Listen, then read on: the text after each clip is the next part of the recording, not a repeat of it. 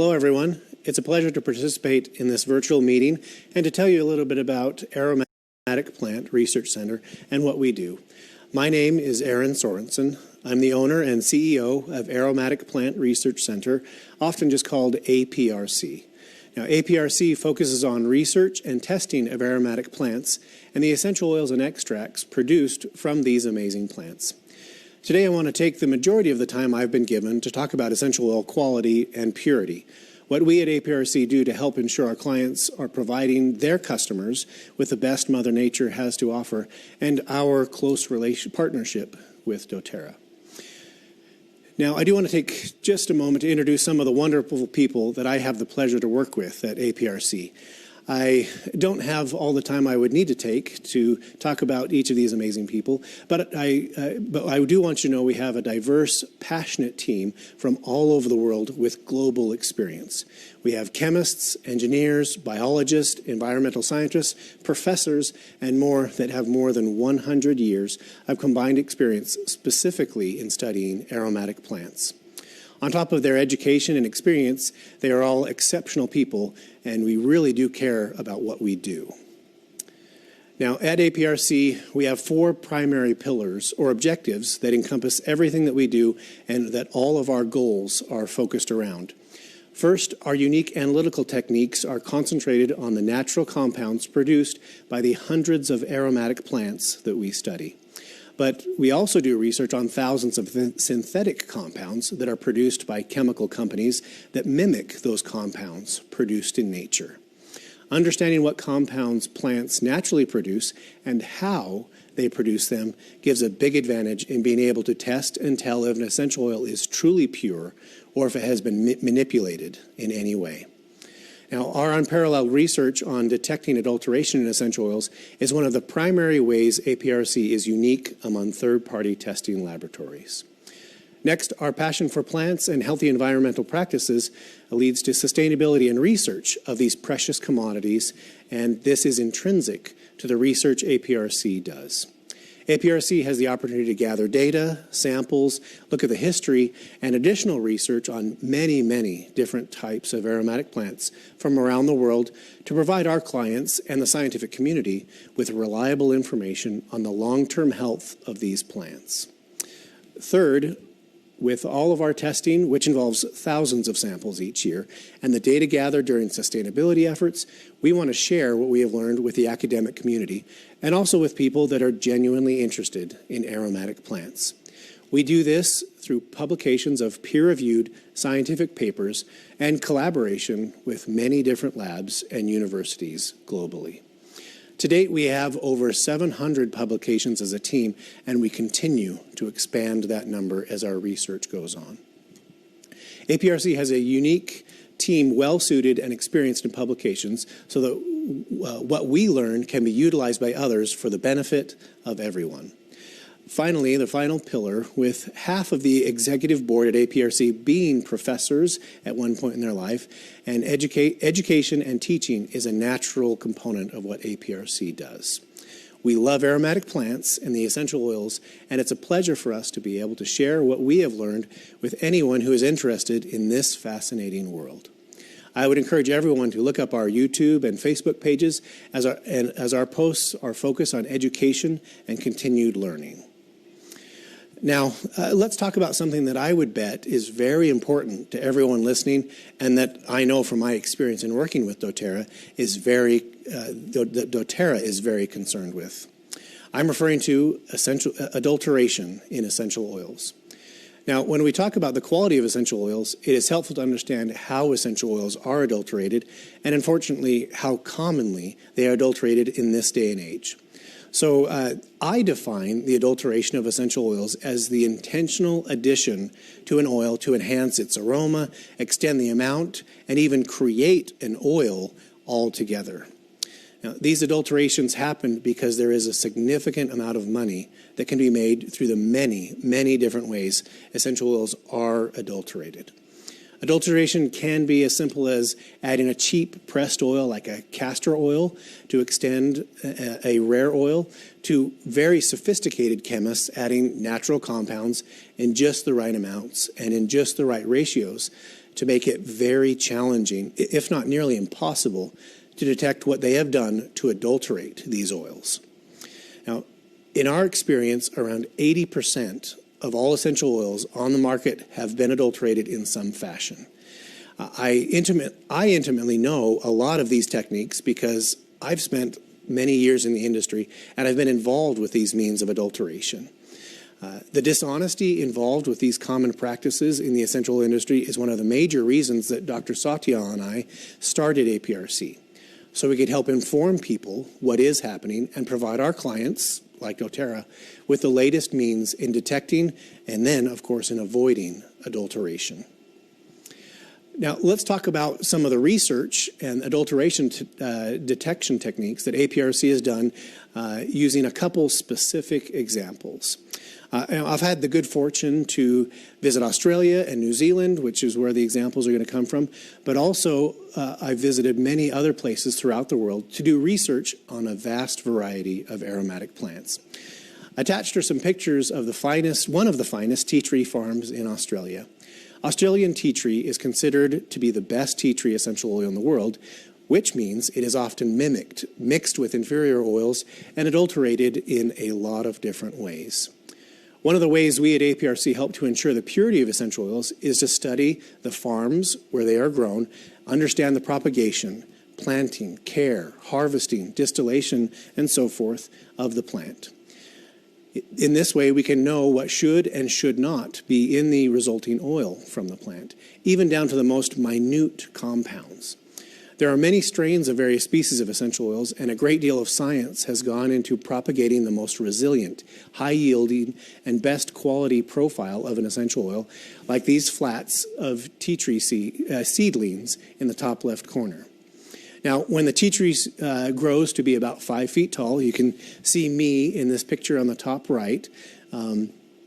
It is commonly collected using the latest and most sophisticated tools and harvesting equipment and placed directly into a mobile still in the field, as you can see in the bottom left corner here.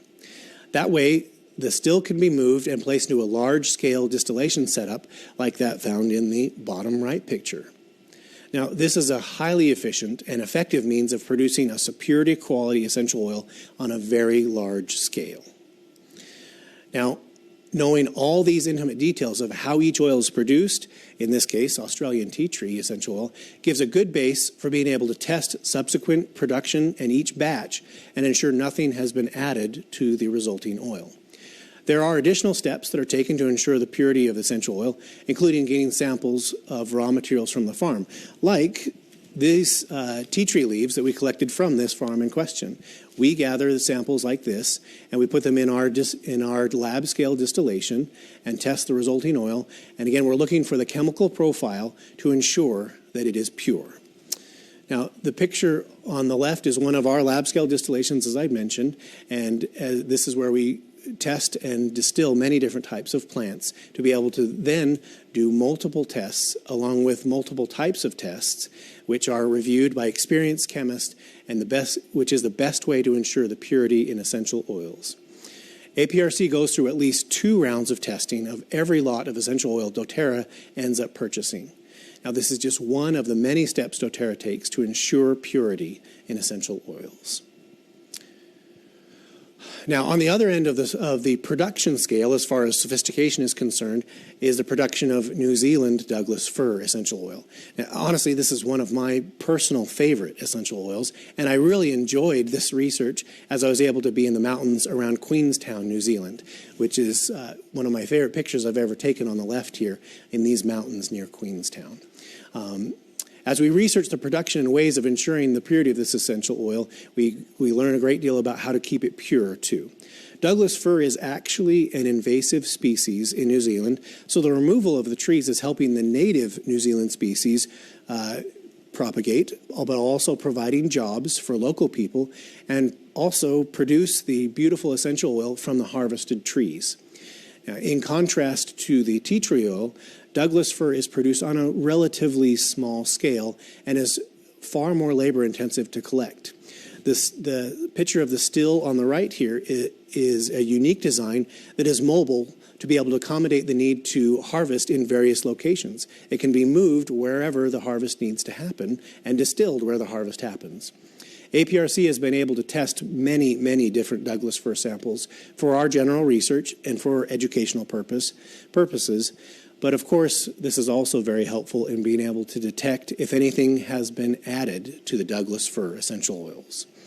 Now, analytical testing of essential oils, like the GCMS report in the previous slide, is a powerful tool that can be useful in showing if any oil is pure or not.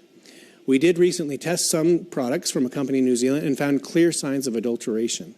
Unfortunately, this is all too common, and our goal is to continue to provide the best in analytical testing. Now, speaking of analytical testing, when it comes to the testing of essential oils, there has been a lot of scientific progress, and our ability to detect additions to oils has never been better. On the other hand, the ability of those to hide adulteration and make a boosted profit has never been more sophisticated.